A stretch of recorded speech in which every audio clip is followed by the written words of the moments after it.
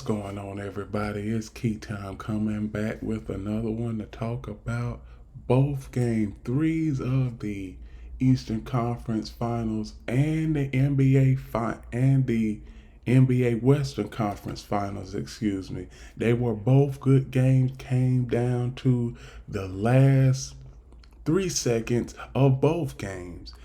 That is a lot to get into, and I'm not going to waste anybody's time. But first off, I want to give thanks. Happy Memorial Day to everybody. Happy Memorial Day to America.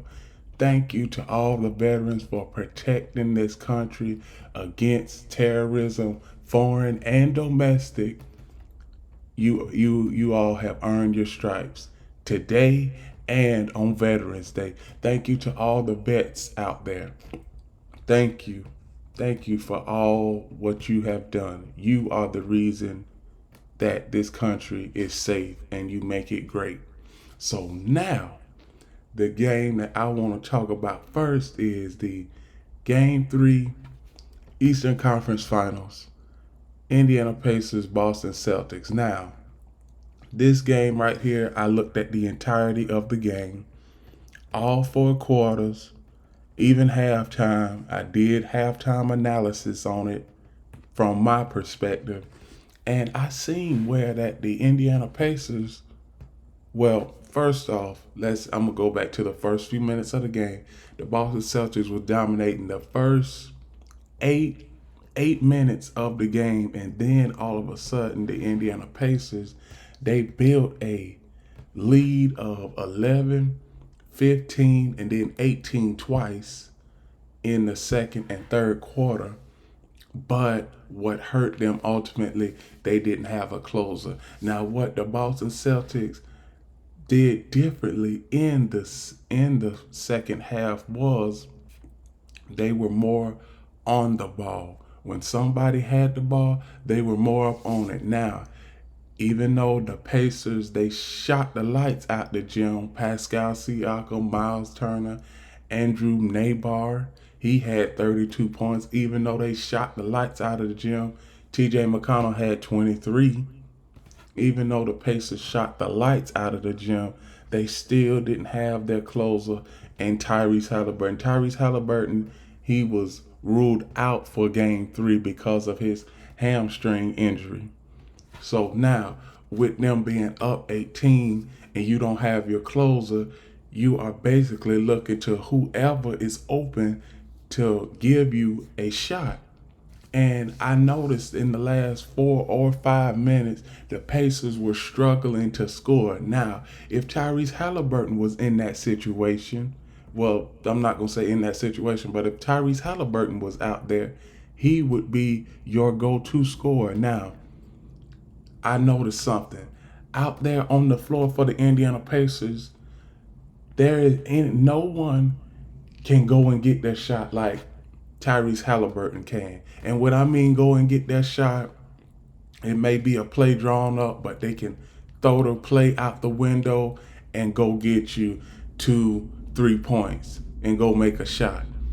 All of the guys that are on the floor for the Pacers right now, Pascal Siakam, Andrew Naismith, Miles Turner, Andrew Nabar, Ben Shepherd, TJ McConnell, everybody has to find their shot off of a screen or a switch. There is nobody out there that can find their own shot, go 1-for-1, spot up, and make the shot. So that is a problem for the Indiana Pacers right now. Nobody can find their shot. The only person that can find their shot is Tyrese Halliburton, and he can go get his own shot. Now, being up by 18, you up by 18 late in the third quarter, and to end it, you're up by 9 at the end of the third quarter. And plus, you were up by 7 in the fourth quarter with under 6 minutes to go. Indiana, you have all of those chances to close the game, and you didn't close the game. And that is why the Boston Celtics, Joe Mazzulla, when he called those 2 timeouts in the fourth quarter, he was just telling his players, let's just get it to 10. Let's just get it to 10. And they got it to 10. And when they got when they got the deficit under 5, I was saying, uh-oh. I'm like, Boston gonna come back and win this game. And eventually they did. Now, as far as the Celtics, Jason Tatum, he had another 36 and 10 double-double. Jaylen Brown, 24 points, 2 assists, and 3 rebounds. 24 points, 3 assists, and 2 rebounds. Al Horford, he made 7 threes in the game that was very critical, I might add, because those threes that Al Horford made, they were during Indiana Pacers runs. And even if 2 of those did not go in, we obviously having a different reaction to this game because those 7 threes were critical. Also another thing that was critical, Drew Holiday's defense was critical. That ultimately won the game because Drew Holiday was on Andrew Nahar coming down the stretch, the last few seconds of the game where it seemed like the Indiana Pacers could take the lead, or what they should have did was they should have called timeout. They really should have called timeout. Rick Carlisle, he blamed himself for not calling timeout. But that is a factor that he didn't want to do. He didn't want to allow the Boston Celtics to get their defense to get set, and that way they know what they're running. So obviously they ran the ball up the court with under 5 seconds. They didn't get off a good shot, and now they down 3-0. So everybody on the Boston Celtics played good. Drew Holiday had 14 points, had the game-winning steal. Derek White had 13 points. He came up clutch, and also the Boston Celtics bench, they had a good showing today. They had a good showing in Game 3. They had a good showing in Game 3, 25 points. So, all in all, the Boston Celtics, they did great. They are up 3-0, and no team taking a 3-0 lead has ever lost a series. Teams that take a 3-0 lead in NBA history are 154-0. So basically, this series is over. I think, yes, basically this series is over. I don't know if Tyrese Halliburton is going to play in Game 4, but I will give you that news as soon as I hear something. Now, the next series I want to talk about is last night's Game 3 between the Minnesota Timberwolves and the Dallas Mavericks. Now, Minnesota, they are at a crossroads right now. They really are. Because the first 2 games, Minnesota, they had a chance to win, but it was turnovers down the stretch that made them lose the game. Like Game 2, Minnesota being up by 3 with under 15 seconds left. Anthony Edwards dribbles the ball down the floor, dribbles it off his foot, and there's a turnover. Also, not to mention that Luka Doncic, he made the game-winning shot in Game 2. Now, last night, the Minnesota Timberwolves, they tied this game late in the third. They were on a 15-3 run, and I'm saying to myself, I'm like, maybe Minnesota will be able to win this game tonight. Just maybe. And all of a sudden, here come Luka Doncic, here come Kyrie Irving. Obviously, both of those guys, they had a masterpiece last night. Both of them had 33 points each, respectively. Not to mention, P.J. Washington had 16 points. Derrick Jones Jr. had 11 points, and the prayers are up for Derek Lively II. When he came down on his leg, it didn't look too great, and I'm happy that the TNT media crew did not show a replay of that injury because it looked very gruesome. Hopefully he is able to come back and play for game 4. If not game 4, maybe in the finals. But that injury did not look great. So prayers up for David Lively II.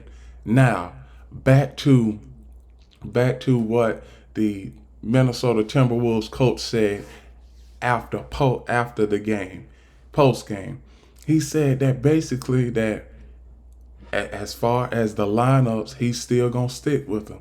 But if you haven't had any success or progress with the lineups that you have had, you gotta switch them because Nas Reed, and Rudy Gobert, they are liabilities out there. They're not able to stop anything. And also, they are and also there's another player on the Minnesota Timberwolves who has failed to show up in this series. And you all know who I'm talking about. It is Karl Anthony Towns. As far as him being a three-point shooter, he's not a three-point shooter. I am going to tell y'all why he is not a three-point shooter by these two numbers right here.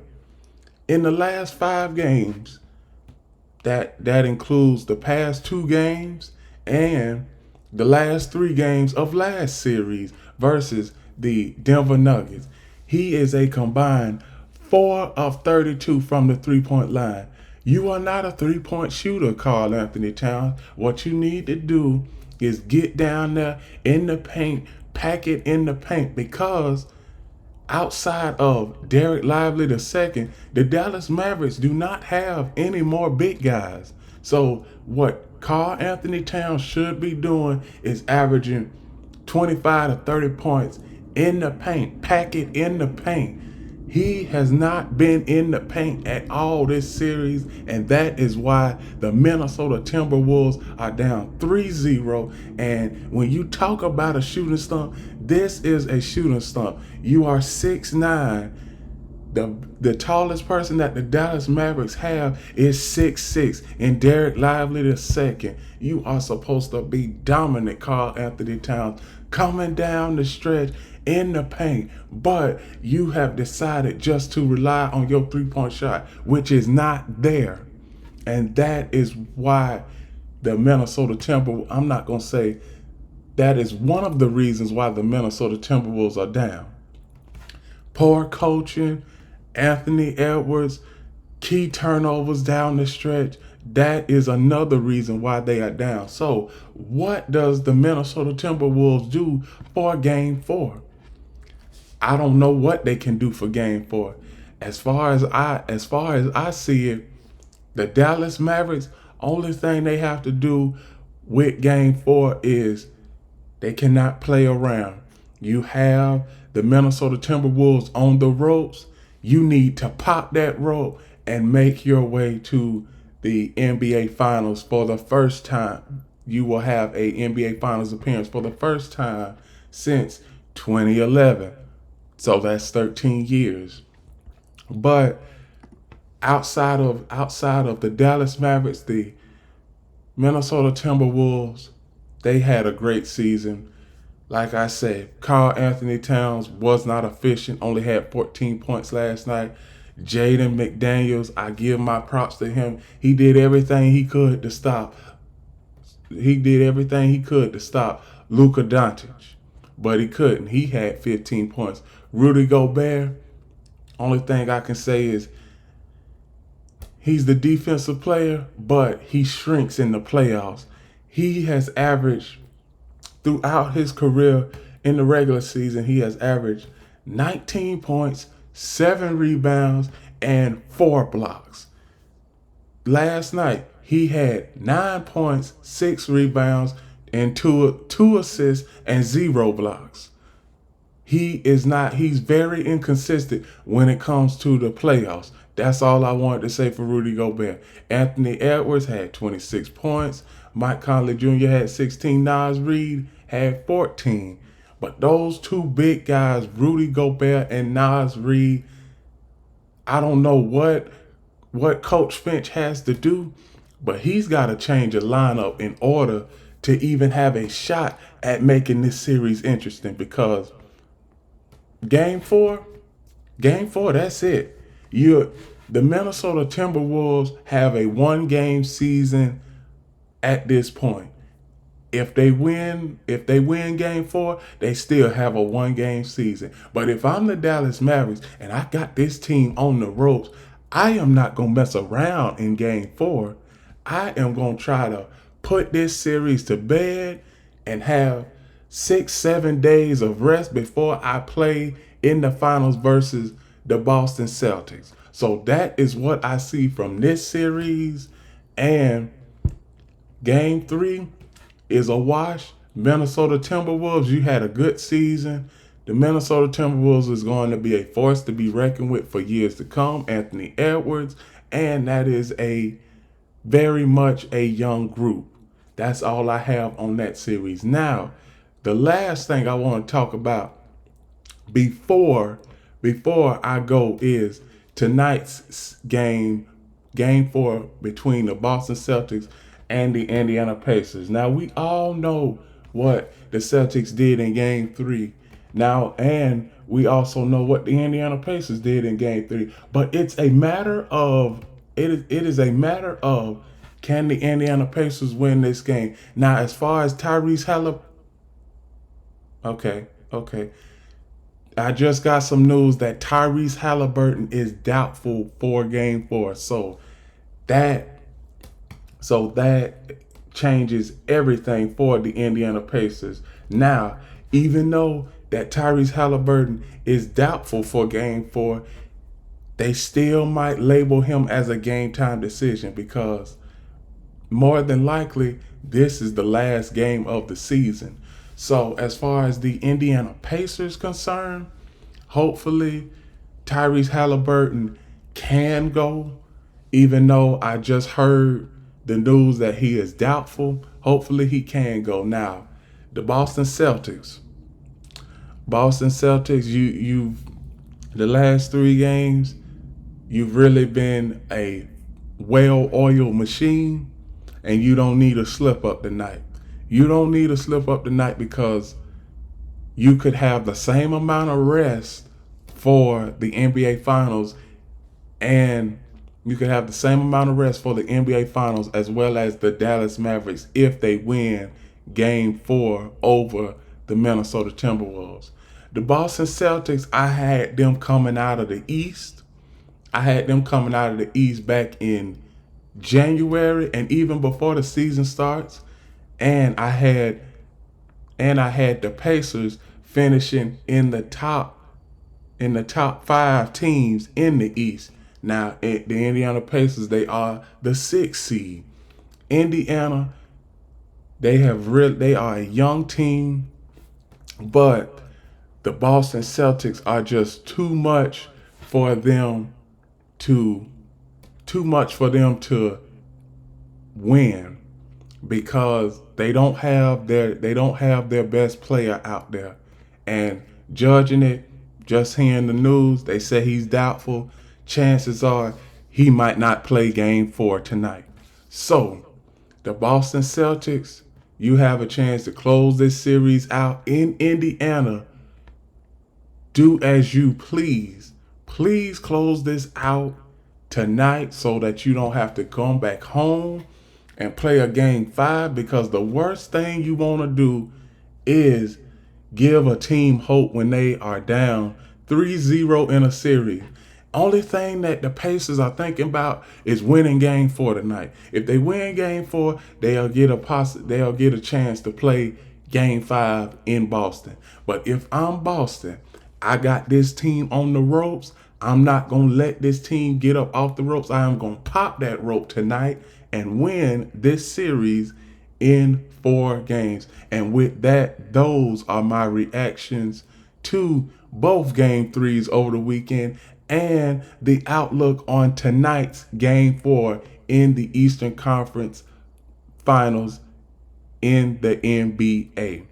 And with that, those are my reactions. Please like, comment, share, subscribe, click the notification bell to get notified of all of my shows, reaction videos, and content. And the last thing that I always say is remember that the key is always on time.